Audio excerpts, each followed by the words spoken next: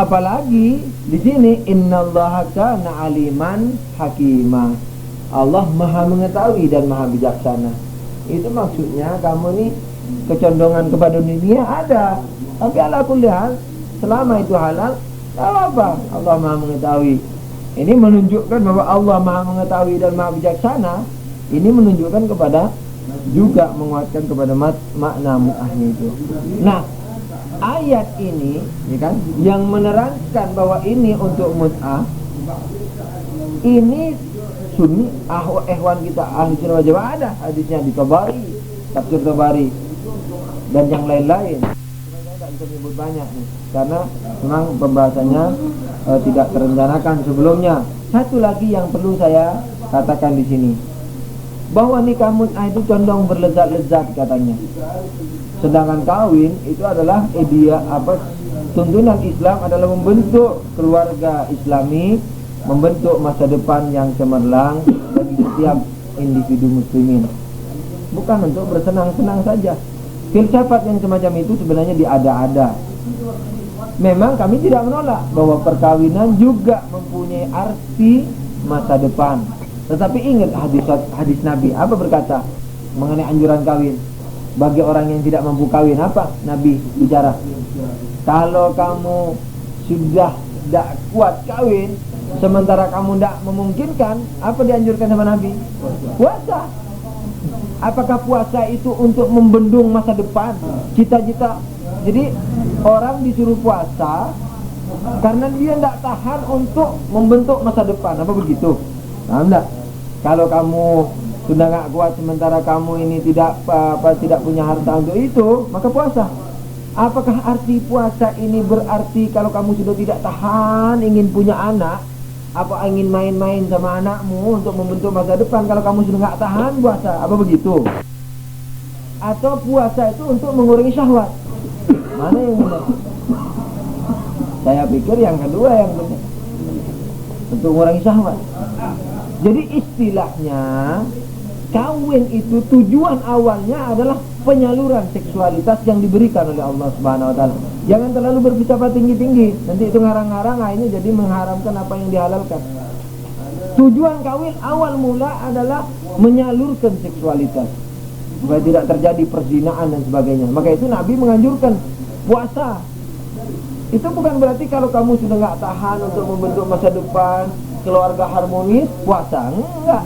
Itu maksudnya nafsu seksualnya itu kalau sudah menggebu-gebu meledak, sementara kamu nggak mampu tahan dengan puasa. Ini penyaluran seksualitas ini tidak mungkin bisa diingkari. Seks itu bukan hal yang tabu. Seks adalah suatu cahaya ilahi, kemurnian atau kesucian yang didatangkan oleh Allah Subhanahu wa taala.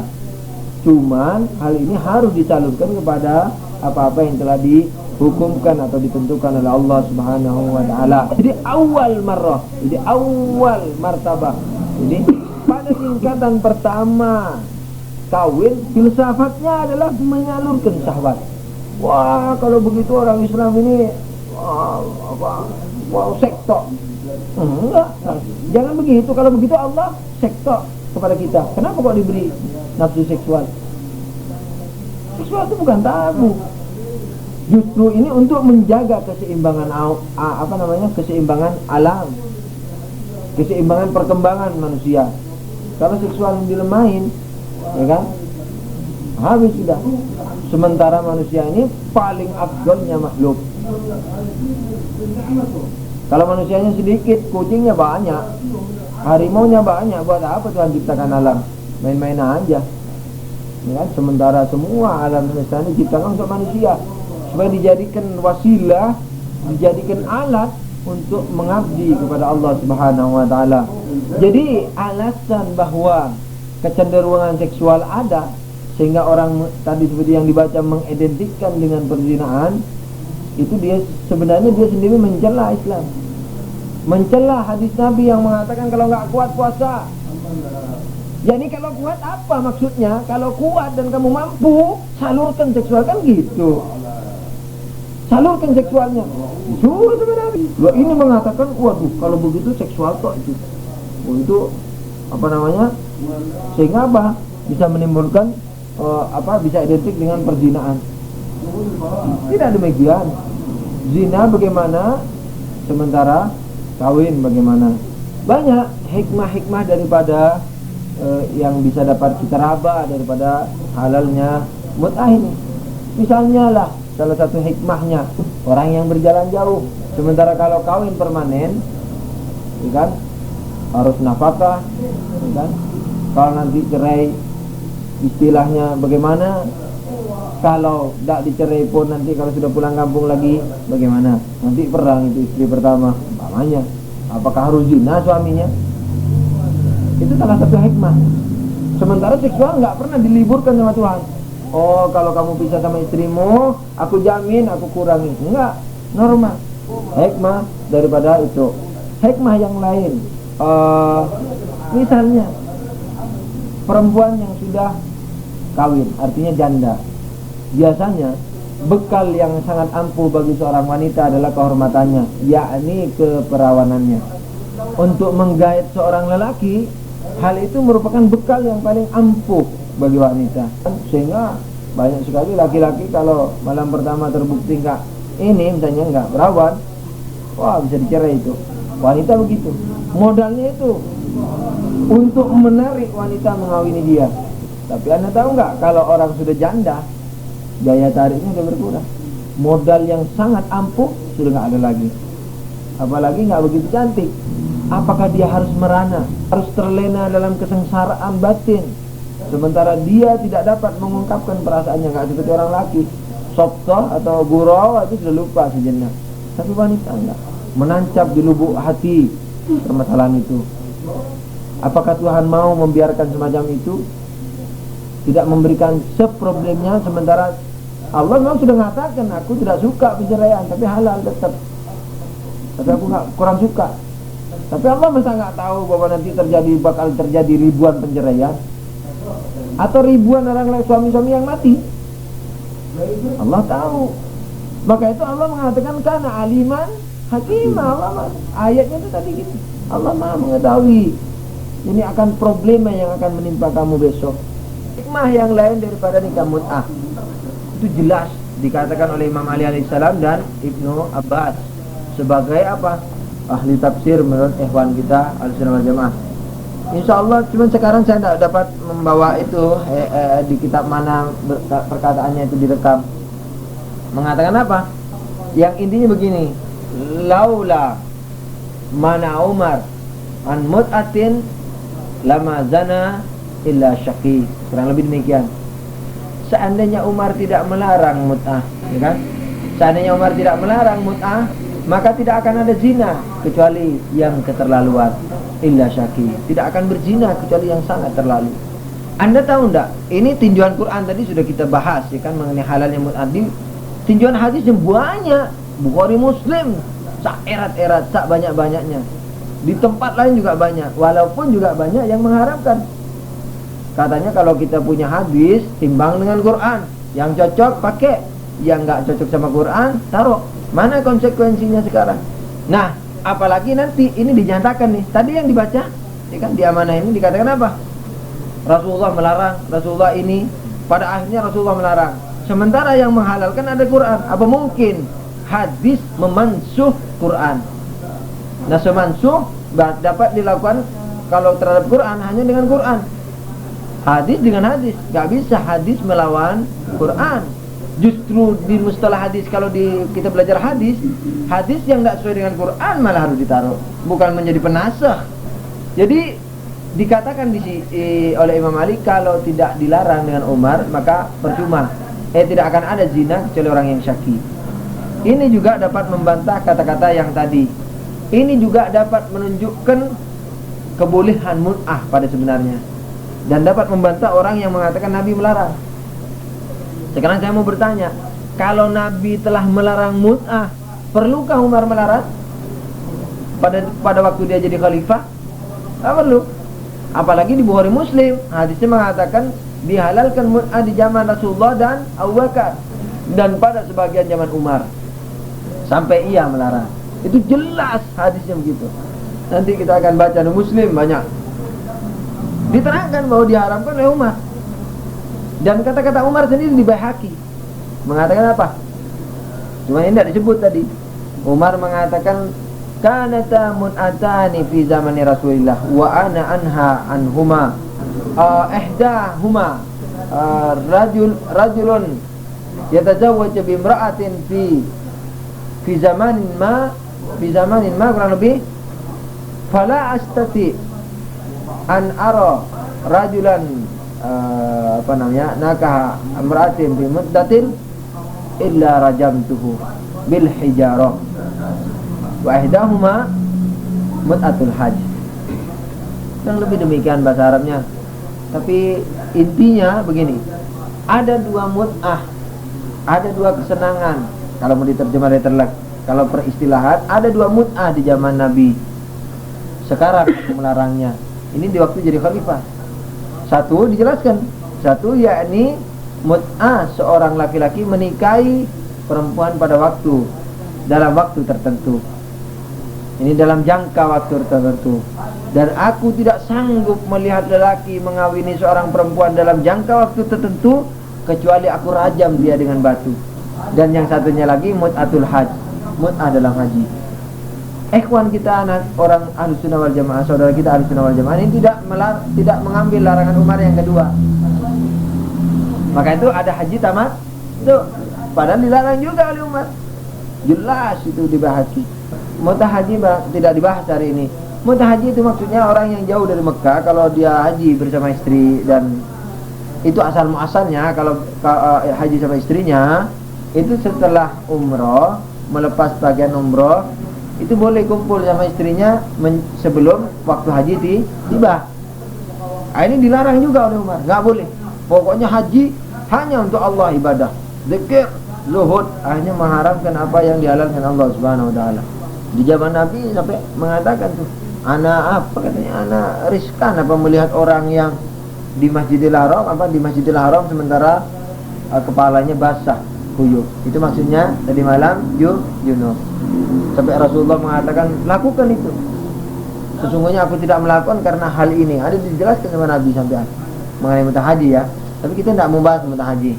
Kita mau bahas yang kontroversial ini, yang tidak diterima semua pihak.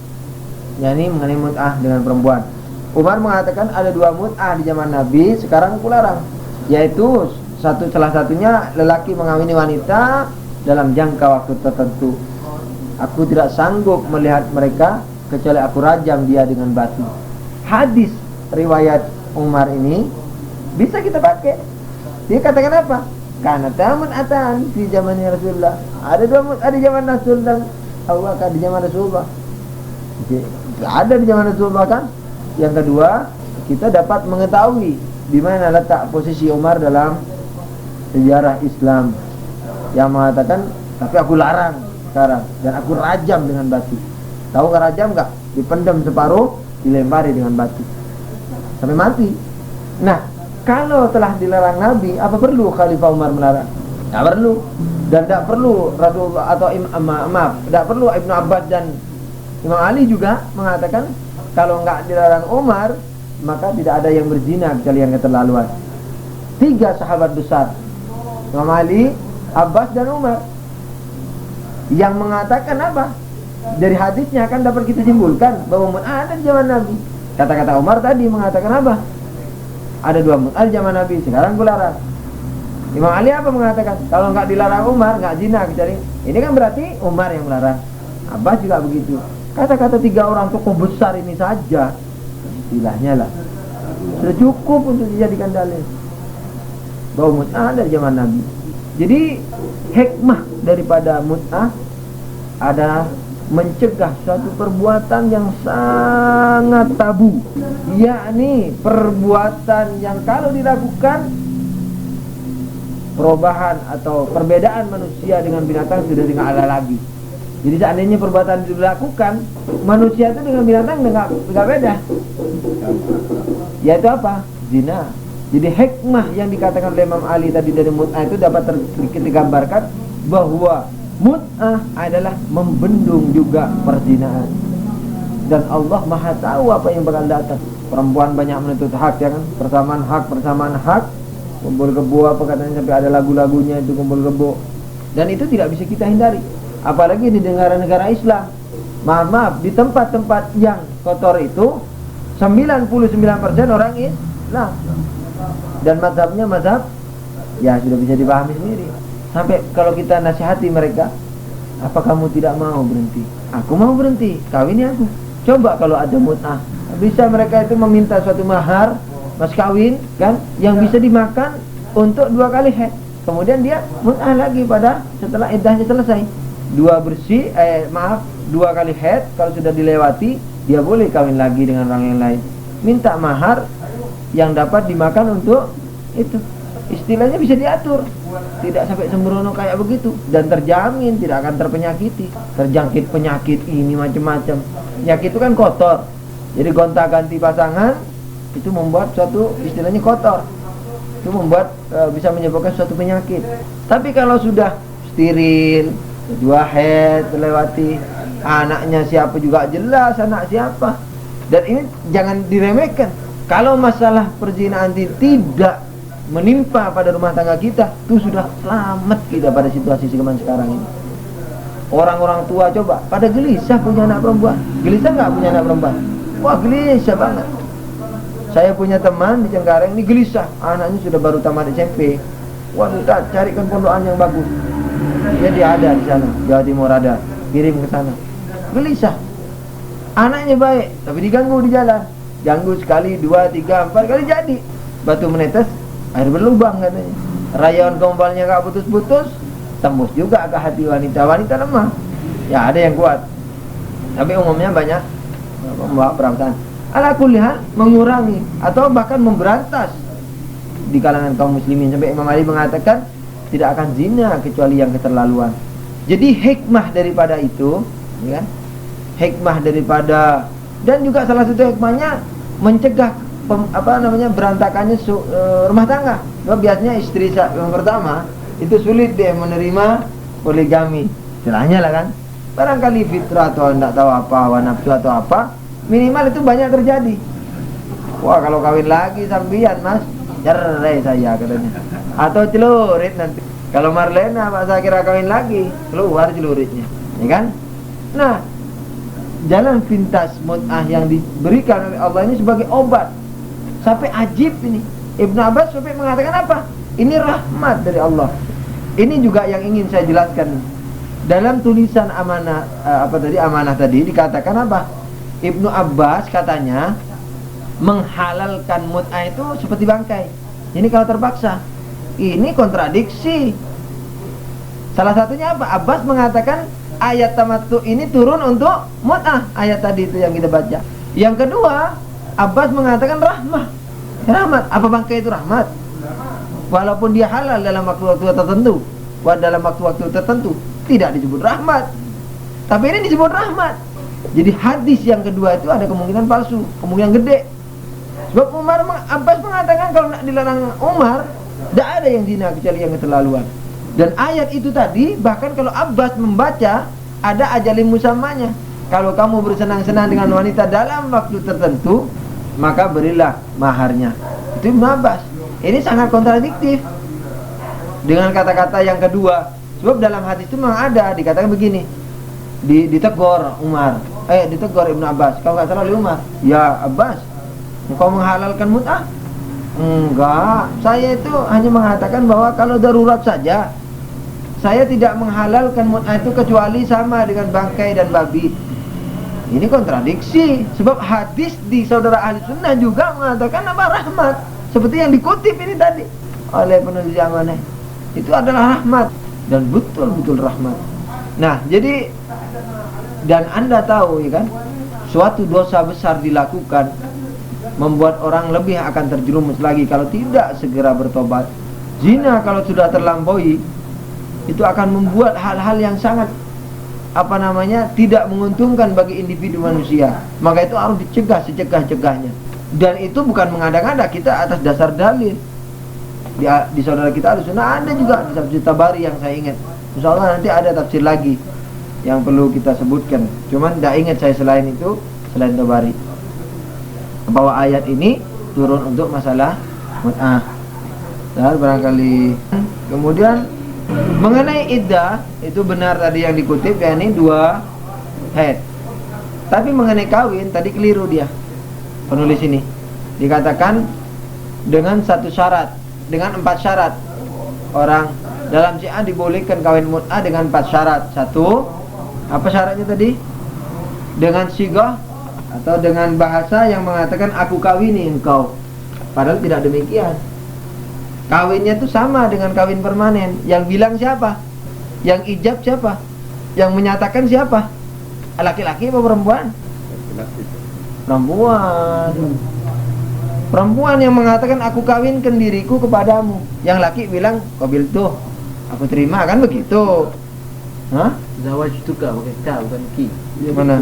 Iya, tapi terjemahannya yang keliru. Mana? Pertama, laki-laki.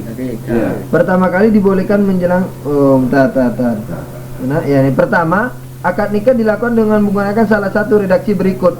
Zawajtuka, aku kawini engkau. Iya. Ini salah terjemahannya. Aku kawini engkau, bukan. Aku kawinkan diriku kepadamu. Ini bukan zawajtuka, bukan aku kawini engkau. Bukan istri yang mengawini seorang suami. Suami mengawini istri. Tapi yang ngomongnya aku kawinkan dulu, aku kawinkan diriku kepadamu. Atau angkah tuka aku nikah engkau, ini juga keliru. Jadi aku nikahkan diriku kepadamu, aku mut'ahkan diriku kepadamu, sama saja. Yang laki bilang kabul. Kalau ingin jelas begini, dalam Ahlul Bait dikatakan harus pakai bahasa Arab selama masih bisa. Kalau enggak belajar, kalaupun masih sulit, boleh pakai bahasa sendiri. Kalaupun mau pakai bahasa sendiri, diusahakan sama dengan sigah Arabnya. Misalnya begini, tulis di kertas, misalnya suruh baca. Aku nikahkan diriku kepadamu dalam waktu yang sudah ditentukan tadi, misalnya berapa, seminggu, dengan mas kawin, masalan 100.000. Yang laki bilang setelah selesai itu, qabil tuh, aku terima. Jadi hati-hatinya kalau cuma qabil itu kan mudah toh. Jadi hati-hatinya dengan 2 bahasa, qabil tuh, aku terima. Jadi bahasa Indonesia dan bahasa Arab. Kemudian yang kedua, ini juga saya lihat seperti muskil nih tadi. Wanita yang akan dinikahi diharuskan wanita muslimah. Namun dibolehkan juga menikahi wanita-wanita kitabiah, Kristen atau agama lain. Wanita yang baik-baik amatlah dianjurkan. Ya betul ini. Wanita yang baik-baik dianjurkan walaupun menikah wanita-wanita muslimah yang dengan makruh. Ya betul. Tadi saya memahami bahwa nikah sama selain agama boleh. Nah, itu tidak benar kalau mutlak. Jadi mut'ah itu kalau kawin permanen tidak boleh mutlak sama selain Islam, tidak boleh. Tapi kalau mut'ah boleh sama yang kitabi. Tapi Buddha nggak boleh. Jadi sama misalnya Yahudi, sama apa nama? Ya Nasrani. Di syarat-syarat yang 4 itu, yang lainnya bisa dikata benar. Yakni yang ketiga, mahar harus disebut. Yang keempat, apa nama? Waktu harus disebut. Kalau nggak disebut sah, tapi bukan sebagai mut'ah, melainkan sebagai kawin permanen, kawin daim, kawin ya permanen atau daim. Hal-hal lain yang barangkali perlu dibahas dalam hal ini, sementara ini sudah habis apa yang ada di benak saya ini. Barangkali mau didiskusikan atau mau ditanyakan mana yang belum jelas atau mau didebatkan dan sebagainya. Break. Oh, mau di break dulu. Sallu ala Nabi. Allahumma shalli ala Muhammad wa ali Muhammad. Argumen-argumen yang tadi telah dijelaskan oleh Abu Ammar. Pertama, argumen untuk membuktikan bahwa mut'ah itu boleh melalui Al-Quran di sekitar ayat surat An-Nisa ayat 24 tentang asbabun nuzul dari ayat itu, menerangkan bahwa mut'ah itu dibolehkan. Itu menurut Syiah. Tetapi di lain pihak menurut Ahlussunnah bahwa ayat tersebut tidak menerangkan tentang mut'ah, tapi menerangkan tentang nikah yang permanen. Nah, di sini timbul perbedaan tentang arti mahar, arti nikah, arti bersenang-senang, dan arti mahar itu sendiri. Mungkin di sini karena ada sedikit perbedaan pendapat, mungkin ada yang perlu ditanyakan. Itu yang pertama. Yang kedua, di sekitar masalah argumen-argumen tentang hadis yang telah dijelaskan, dan kita diskusikan tadi sebentar. Dan yang ketiga tentang manfaat-manfaat dari mut'ah di satu pihak dan satu pihak lain yang menyatakan bahwa mut'ah itu tidak membawa manfaat, malah membawa kepada kemudaratan. Nah, ini tampaknya yang perlu kita diskusikan. Ada beberapa rangkaian. Ya. Tapi pertanyaan yang mungkin dari Yusuf agak menarik tadi Apa itu? tentang ujurohunna, mahar itu ujurohunna. Oh iya, kalau anak pertama emang nanya mengenai ini. Setelah apa namanya kawin mut'ah itu setelah ditentukan waktunya, anda kata seminggu, lewat dari itu orang lain bisa lagi mut'ah terhadap perempuan ini sudah habis Mut'ah cuman harus melalui iddah. Bisa dia yakni seorang perempuan mut'ah lagi setelah mut'ah dengan orang lain, tetapi setelah melewati masa iddah, yaitu 2 kali haid penuh. Ya kalau normal sekitar 45 hari itu. Terus kalau misalnya dia akan nyambung, rujuk, Dengan yang suami pertama, ya, itu nggak pakai iddah. nggak pakai. Maka itu dikatakan tadi wala junaha alaikum fima taradum bihi min ba'dil faridah. Tidak apa-apa bagimu untuk saling meridhoi lagi setelah selesai faridahnya. Yakni yang laki sudah menyelesaikan faridahnya mahar, si istri juga selesai memberikan faridahnya yang 7 hari misalnya. Ya. Nah, kalau sudah faridah selesai, boleh nanti taradaitum lagi. Tadi pertama, jelaskan waktu akan nikahnya itu tidak perlu pakai saksi. Enggak, dalam tidak hanya mut'ah, kawin biasa pun Ya. permanen itu tidak diwajibkan saksi dalam Islam. Dalam Quran kalau Anda perhatikan dalam surat, malah sebaliknya. Kalau talak perlu kepada saksi, wajib malah kepada saksi. Di dalam surat At-Talaq itu ayat ketiga kalau nggak salah, atau ayat pertama bahkan dikatakan wa farikuhunna bil ma'ruf wa syahidu zawil adli. Kurang lebih demikian. Jadi kalau ente terpaksa mencerai katanya, ceraikanlah dengan baik, tetapi hendaknya disaksikan oleh 2 orang yang adil. Tapi kalau kawin nggak ada perintahnya. Dalam Al-Quran tidak ada. Dan barangkali kalau ada dalam ahadis itu merupakan suatu kesunahan dan sebagainya. Dan di Ahlul Bait seingat saya sunnah hukumnya saksi, tidak wajib. Wali. Kalau wali dilihat perempuannya itu ini lepas bikir atau lepas Ya. mut'ah atau biasa, mut'ah atau permanen ya. Kalau dia bikir, yakni belum kemasukan sama sekali, ini wajib izin sama wali. Cuman wali kalau di Ahlul Bait adalah orang tua laki atau kakek tapi dari orang tua laki, dan kakek-kakek terus ke atas tapi dari orang tua laki. Paman tidak boleh. Tidak. Jadi hanya ini. Kalau mereka ini sudah mati maka tidak wajib dia. Kalau ayahnya sudah meninggal, Kakeknya juga meninggal dari arah ayah, semuanya sudah meninggal, tidak wajib lagi minta izin sama yang lain. atau apa misalnya ada saudara dari ayah. Iya enggak wajib. Saudaranya sendiri juga. Iya juga. Paman atau apa enggak. Ini untuk wanita atau untuk laki? Untuk wanita yang perawan. Untuk wanita yang perawan. Tapi kalau wanitanya sudah tidak perawan, ya kan?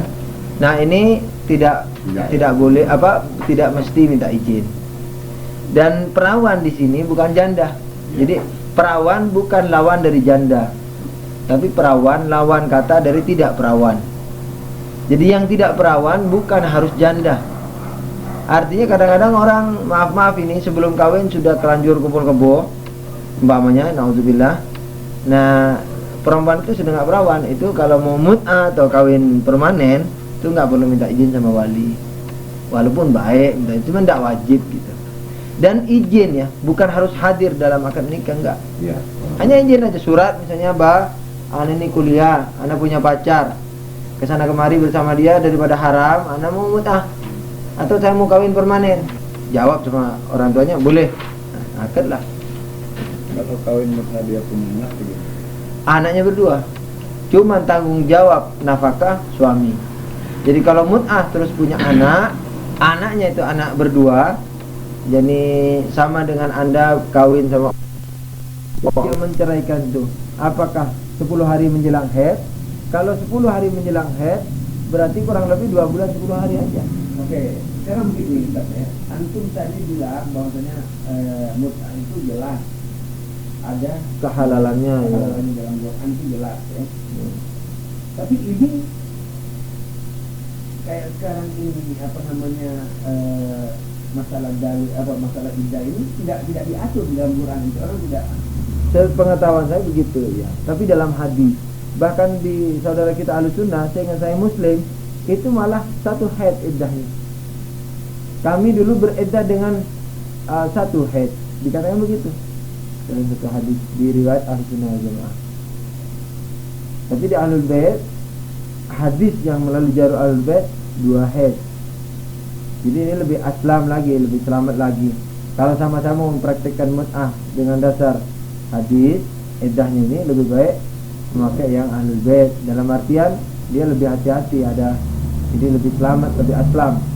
Terus mengenai jumlah ya, jumlah yang antum katakan tadi di Quran masna wa thulatsa wa ruba, itu tahdid untuk nikah daim. Jadi untuk memahami itu dalam tasyayyu, jadi untuk masalah fikih itu harus mujtahid. Nah, mujtahid nanti yang dapat memahami dengan jelas bagi mereka bahwa asbabun nuzulnya atau hadisnya yang menerangkan dari Nabi. Jadi Quran, kalau Quran aja suami ini tanpa istri memang sulit dipantau, tapi kalau Quran ini sama istrinya, sama hadis misalnya, itu dapat terpilahkan itu. Nah, itu pengaturan untuk daim apa untuk munqati'. Kalau di Ahlul Bait itu muttafaqun alaih. Itu untuk daim, untuk permanen. Tidak tahdid untuk mut'ah. Dan ini hikmahnya juga banyak. Seandainya punya istri 4, dia pergi ke luar negeri lain, itu salah satu hikmah mut'ah masih terjangkau. Istilahnya bisa dia. Bagaimana? Masih ada 3. Tidak, kalau dia 4 misalnya, 4 di Indonesia, ya kan? Dia pergi ke luar negeri, dia sudah punya nih daim 4. Nah, dia bisa tambah lagi dengan munqati'. Barangkali, dan ini hikmahnya juga banyak. Orang fuqara misalnya, orang yang terlalu kaya, dia boleh aja dia mengambil istri, dan itu merupakan satu pertolongan. Sudah saya katakan tadi, banyak orang menderita bental sehingga menjual dirinya itu karena memang keadaan ekonominya merosot. Misalnya hikmah ya kan, kalau kita mau raba. Nah, orang yang kaya ya, diperkenalkan misalnya dia mungkin untuk lebih dari 4, itu juga bisa membantu mereka, para kaum du'afa ini, wanita muslim. Dan itu muttafaqun alaih, dan itu fatwanya imam juga yang saya ketahui. Jadi tahdid atau pembatasan 4 itu hanya untuk daim. Selain daim enggak. Bahkan Nabi, kalau Nabi malah enggak 4. Tahdidnya. Anda heran bisa pihak untuk berbicara berdalilkan Quran. Iya. Itu dasar asal hukumnya. Jadi asal hukum. Perinciannya nih itu tidak apa namanya, tidak aneh kalau dirincikan di Quran, tidak aneh. Seperti sholat yang saya katakan tadi. Sekarang ada beberapa pendapat juga Ustaz. Ya, Anda pernah dengar bahwasanya bedanya antara mut'ah sama tidak waktu yang tidak salah satu. Betul enggak? Betul kalau itu. Katanya itu satu. Katanya kedua, tidak dari mut'ah sekian waktu, dari sini sekian waktu. Bahkan menurut orang lain bilang, dari ini bilang tidak boleh mut'ah itu karena tidak ada iddah. Tidak betul ya. Satu. Dari mut'ah juga katanya tidak mewarisi, dan daim mewarisi. Ya. Ini berbeda. Betul nggak? Tapi ya, berbeda. Itu mungkin pendapat yang berbeda. Pendapat yang berbeda ini karena apa? Salah mengerti. Bisa terjadi karena sebelum kita melakukan ijab kabul tadi, kita sudah berjanji lebih dulu. Dan satu hal lagi di ayat itu apa? Kalau engkau telah bertah dengan mereka, kewajiban kita hanya apa? Memberikan mahar. Itu yang ada di Quran. Enggak waris-waris. Anak tanggung jawab suami itu biasa. Ya, anak. Kayak antum kawin permanen, dalam keadaan hamil tidak cocok cerai. Anak itu tidak masuk Anak dalam itu hukum perkawinan. Anak itu hukum anak. Hukum anak tetap kita sebagai insan, apalagi Islam, mengatur dengan seteliti-telitinya. Malah si istrinya itu kalau menyusui minta upah itu mesti dikasih selama masih wajar. Juga ya kayak baby sister lah, kayak baby itu. Tapi beda sama binatang ya. Hah? Beda sama binatang. Seperti ini. Seperti ayam. Iya. Itu yang satu anaknya adalah induknya, bukan Tidak bapaknya. semua hukum harus Oh iya. Iya kan? ini mesti minta dasar Qurannya. Tidak ada. Kenapa? Tidak semua hukum itu ada Qurannya, ada dasar Quran itu. Tapi dasarnya adalah dari Quran. Ini dia tiap hari layanin kan? Tidak ada. Kemakruhannya karena barangkali dapat efek-efek samping. Ya akhi, oh iddahnya maksudnya? Iddah, kita dulu ini sebentar aja nih. Iddah itu hanya berlaku bagi orang yang syar'i, tidak berlaku bagi kubu-kubu. Iddah itu hanya merupakan konsekuensi bagi orang yang telah melakukan syariat sebelumnya, yang syariat akad nikah. Kalau kubu-kubu ada iddah. Enggak, pertanyaan dia begini. Kalau gitu nikah muta bisa dipraktikkan kepada WTS. Iya, makruh ditanyakan itu. Nah, itu makruh. Iya betul makruh. Padahal Dia bertanyakan, padahal iddahnya harus ini. Nah, saya katakan kumpul yang tidak syar'i tidak perlu iddah. Nah ini sudah selesai. Sebelum ini mau tanya. Enggak. Kalau semua WTS Punya anak tentunya bin bapak ya, bapaknya. Lalu kalau kawin mu'at kita anggap setelah habis masa Masa nikahnya. masa kontraknya habis, kontrak orang lain. ya dikontrak orang lain. Setelah dikontrak orang lain dia punya anak lagi. Nah, anak ini adalah anaknya bapak. Anak yang ibu ini Iya. Anak itu tak tolong. bapak. Iya. Nah, anaknya ini apa boleh kawin dengan anaknya? Tidak boleh. Enggak boleh. Satu saudara itu. Satu ibu atau satu ayah enggak boleh. Enggak boleh. Ini jelas sudah. Enggak boleh. Enggak boleh. Nggak boleh. Tapi kalau gini, seorang istri, seorang perempuan bawa anak perempuan. iya. Seorang suami bawa anak laki, kawin sama itu. Boleh itu. Nggak boleh. Tutbur yang Dayani.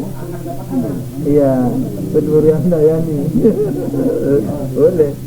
Atau bapak dapat anak dapat ibu. Ayah dapat Anak dapat ibu. Boleh juga.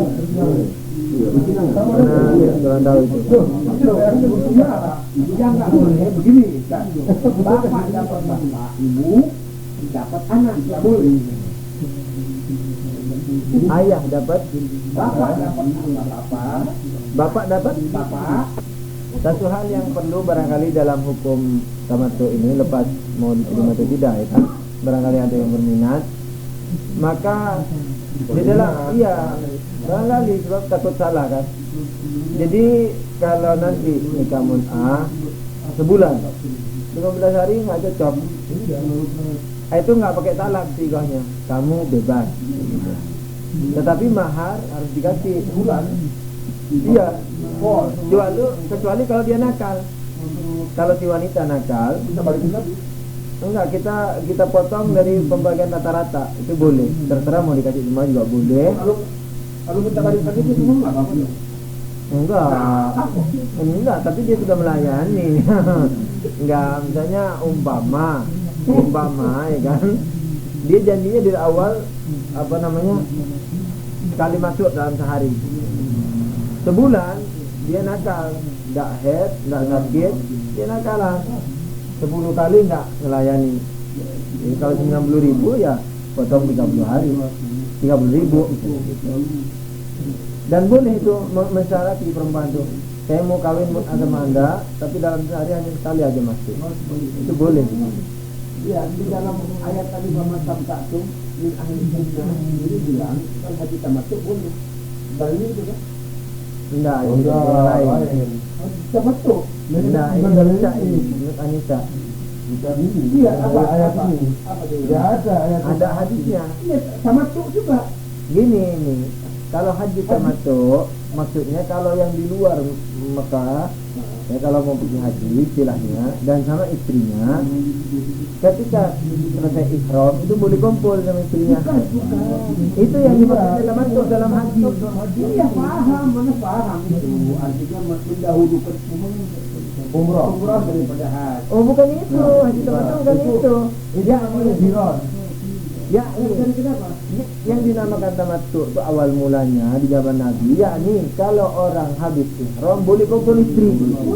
Nah, itu yang dimaksudnya bersenang-senang tamattu di situ. Iya, nah. Ini khusus untuk orang luar Mekah. Dibunyikan Ya, saya bilang artinya mendahulukan. enggak, ini bukan di situ, yakni boleh kumpul istri sebelum masuk masa haji. Itu bukan mendahulukan umrah. Tapi bukan didapatkan sekarang ini. Oh iya, jadi setelah umroh lepas ini, dia boleh kumpul istri. Ini oleh Umar pada waktu dia jadi khalifah juga dilarang, dibaiki jelas sekali.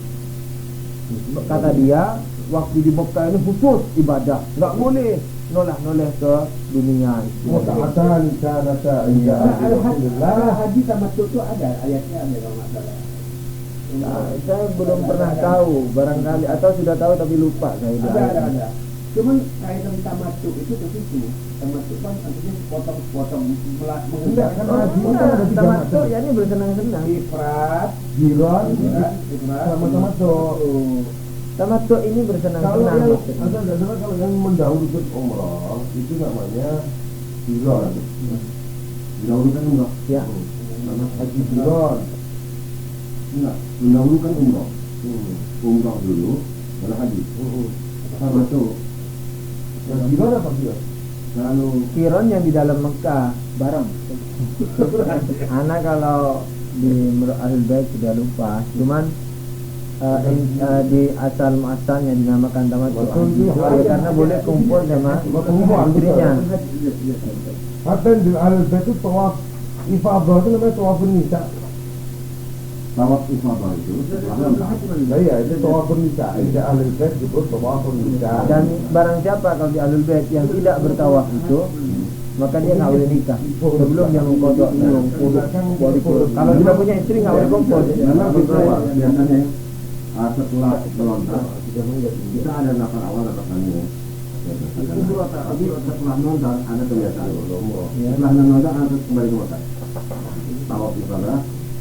Nah itu nisa kalau kita, kalau kami nisa namanya. Tawaf nisa.